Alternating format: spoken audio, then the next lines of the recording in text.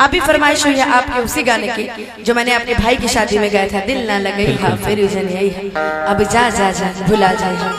ये बताइए कितने लोगों ने प्यार किया है, प्यार कितने लोगों ने किया है और कितने लोग को धोखा मिला है?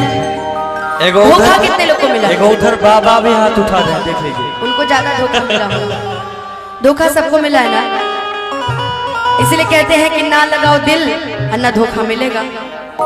कि हम करी प्यार तो हमें तू ता सजा दलू, कि ताहर दिल हो कि चार जल कतही लगा ले, ताहर दिल हो कि चार जल कतही लगा ले।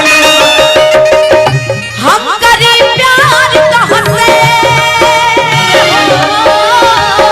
हम करी प्यार तो हमें तू ता सजा दलू, ताहर दिल हो कि चार जल कतही लगा ले, ताहर दिल हो कि चार जल कतही लगा ले।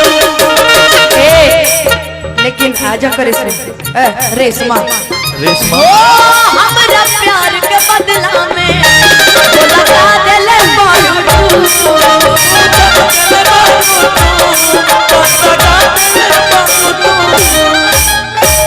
जानते हो शिवेश, मेरी और तुम्हारी आवाज में जब इंस्टाग्राम पे, ट्विटर पे, फेसबुक पे, उस पे क्या नाम है एक और चला था ऐप कौन सा, स्नैपचैट, जोश, मोज, सब पे जितने भी चलते थे, टिकटॉक उस समय था, तो उस पे बहुत सारा लोगों ने वीडियो बनाया था इस लाइन पे और हम दोनों की आवाज से उसमें हो हमारा प्यार के बदला में बोला का दिले बाड़ू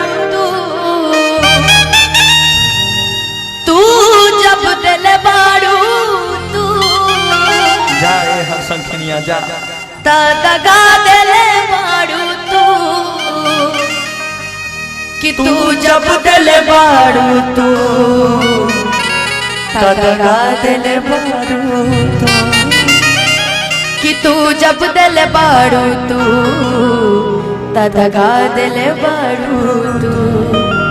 सुनो, आज के बाद ना कबो प्यार करी हा, ना इश्क करी हा, ना कब भाई कहाँ से गोल हाथ तोड़ ले लू हा। सुननी तू हथवो कटले रहलू वहाँ पर, कहाँ कटल बा?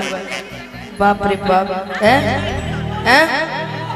कि हमारा घर भर के लोग तो के जानत रहे, हमारे मम्मी पतो के मानत रहे।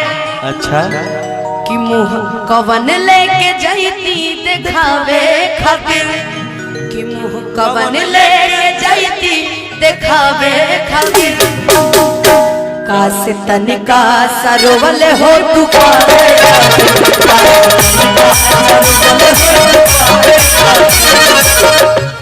बाकी है अब नाचे के नहीं खी तू नाचे तारू अय जा, इतना लोग के तहरा फिर दिल टूटल बा और तू उनकरा के बारे में नहीं सोचत हैं? बेवफा लड़की, बेवफा है ना ये? बाप रे बाप, कितने लोगों के साथ बेवफाई किए? 1 2 3 4 5 5 56 57 100 110 120, बाप रे बाप। पंकज जी हो कि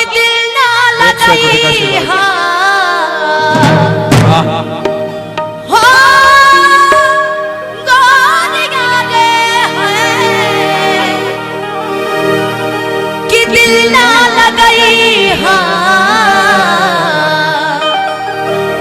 और फिर जानिए कि अब जा जा जा जा भूला जाइए। हमने भी प्यार किया था, आप लोगों ने भी प्यार किया होगा, किया है ना प्यार? सबको प्यार किया आप लोग का भी दिल टूटा, हमारा भी दिल टूटा, मामला एक ही है। तो आइए मिल के इस गीत को गाते हैं कि जाता रुता जो तहर गम नहीं खे और जनब की मिलल भी है ना तहरा से कम नहीं खे। ऐसे याद रखिएगा कि दिल ना लगाई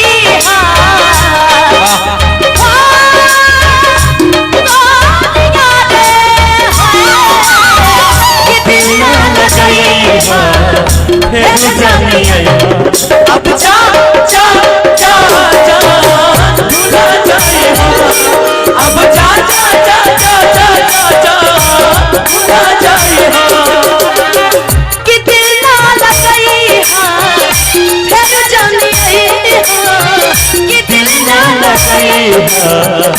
रुचने